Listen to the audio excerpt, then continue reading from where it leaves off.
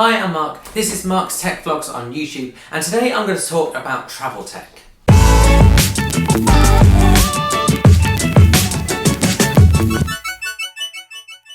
Now, if you're anything like me, and the chances are if you're watching this video you are, then even when you're on holiday you need some tech with you. And so in this video I'm going to talk about my travel tech essentials. I'm not just going to talk about stuff, but I'm also going to talk about some apps that are really helpful and some tips for using your card abroad and your bank account. Now I want to start this video just by very quickly talking about something that isn't tech related but has really helped me when flying. I'm one of those people who finds that their ears pop quite a lot when taking off and landing, even if I'm trying to suck on a hardboiled sweet. Now one of the things I picked up recently was a £5 pair of reusable flying earplugs from Boots, and they've completely stopped my ears playing up during takeoffs and landings. So I've linked those below as well. Anyway, let's get on with the video and talk about tech. And let's kick off by talking about money. Now money is the biggest thing when travelling to different countries, especially if they have a different currency. And I've stopped getting money out in advance from somewhere like the post office, and instead I've switched to using Starling Bank, who are a British bank largely operating through their app. When you sign up, they send you a card, and everything else is done from your phone. Starling is a debit account, so you need to deposit money in there, although there are some overdraft features. And with Starling you can withdraw money from cash machines in any country and just pay the exchange rate of the day. In addition to that, you can also pay on card anywhere and again just pay the exchange rate. One of the things I really like about the app is that if you've got mobile data or Wi-Fi wherever you are, it sends you an instant notification when you spend some money, telling you how much you spent in your home currency as well. Next, let's talk about some other apps. Tripsio is one of my favourite travelling apps because you can download places offline. This means you've got maps without data and also places of interest in a particular city. You can download a country or just a city. The second app worth talking about is of course Google Translate.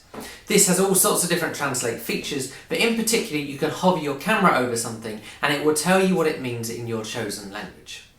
Again, you can download languages offline, so if your mobile data doesn't work while you're out and about, you can still use the translate feature. My next app recommendation is one that everyone will have heard of, and that is Uber. And it's an essential if you're travelling somewhere where Uber is used. You can check whether Uber operates where you're going just using their website. I tend to find it's much cheaper than taxis, and payment is much easier because it just comes off your card or PayPal account. If you're travelling to the States, then also check out Lyft, spelled L-Y-F-T, which is very similar to Uber. I used both Lyft and Uber a lot in Nashville last summer, and at one point found that one of my drivers was actually the drummer of a band that I really like. Then finally for apps, if you want to learn some kind of new language in advance, then Duolingo is a really fun way to do it. So finally, let's move on to the longest segment of this video and talk about some of the physical tech in my bag when I go travelling. Of course, the first thing I pack is USB cables for my physical devices, but I also travel with a portable charger in my carry-on. I use a Roma Sense 4, which isn't the smallest portable battery in the world, but has a 10,400 mAh battery, and so it lasts for a really long time. It also has two USB ports, allowing me to charge two things at once. One of these is a fast charge and one is a slower charge. I also picked up one of these for my recent trip. This is a universal travel adapter which has extendable plugs for USA, EU, Australia and the UK. It has 3 USB ports, 1 USB-C port and a physical place to plug in your physical plug. On top of everything, it retracts so you finish up with this portable cube. Only having to carry one travel adapter no matter where you're going and having lots of USB ports is incredibly useful, and they're only around £15, so they're well worth picking up. The other thing I picked up recently, which isn't a travel essential but is really nice to have, is a tile mate. I kept this in my luggage just to make sure I could keep track of it, just in case it went missing, and I found this is a really cool gadget to have with me. Next up, for the ultimate travel wallet, but also now become my daily driver, I've just picked up a Trove wallet. The one I've gone for is black and grey, and it fits all of my cards and vouchers in, and even has a handy pull strip for my most regularly used cards. It's small and it feels incredibly durable. And this one, the Trove Swift Reflex, is even vegan. So they're the kind of travel essentials, but what other tech do I take with me? Firstly, I have a Kindle, which is a 2019 base model, and it's great having all of my books on one compact device. Secondly, my phone is obviously travelling with me, especially as it has my travel apps and music on. My contract also lets me use my data in most countries without paying extra.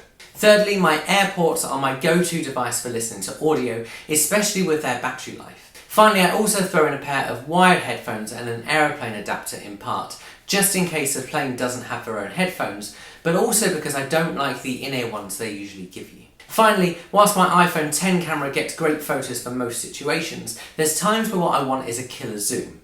And so I've got a Panasonic Lumix DMC TZ70, which comes with me everywhere. It's super compact and has great battery life, although I also take some spare batteries with me. But most importantly, it also has 30x optimal zoom, which lets me get close-up pictures like this without losing quality. The Wi-Fi transfer feature and smartphone app also mean that I can transfer and edit my photos as I go. And of course, I've got a waterproof case for it. So that's it. Those are my travel tech essentials.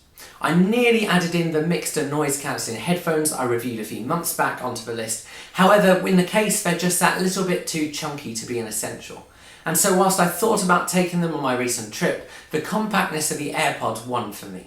I hope you guys have found this video helpful and interesting. Do let me know what your travel tech essentials are below. And if you've enjoyed this video, give it a like and hit that subscribe button.